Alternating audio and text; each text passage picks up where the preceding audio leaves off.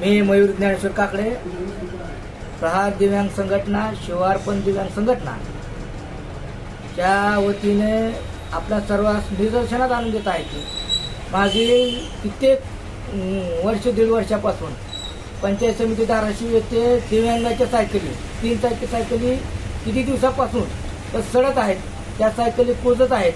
अशा परिस्थितीमध्ये तिथे येणारी जाणारी जनता, कर्मचारी त्या सायकलवर अक्षरशः थुकत आहेत. तर मला पंचायत समिती प्रशासनाला एवढं सांगायचं की त्या सायकल ज्या आहेत लागणाऱ्या दिव्यांग बांधवाला तुम्ही वाटप कराव्या, अन्यथा ज्या दिव्यांग बांधवाची मागणी आपल्यापर्यंत येत आहे त्या दिव्यांगांना, गरजू व्यक्तींना तुम्ही ते सायकल वाटप करावी व समाजात त्या दिव्यांगाला फिरता यावं. अशा परिस्थितीनं ती सायकल तुम्ही वाटप करण्यात यावी, अन्यथा ज्या व्यक्तींच्या नावे ह्या सायकली आलेल्या आहेत त्या व्यक्तींना शोधून आपण ह्या सायकली त्यांच्या घरापर्यंत पोहोचवाव्या असं आवाहन मी प्रहार दिव्यांग संघटनेच्या माध्यमातून आपणास करत आहे.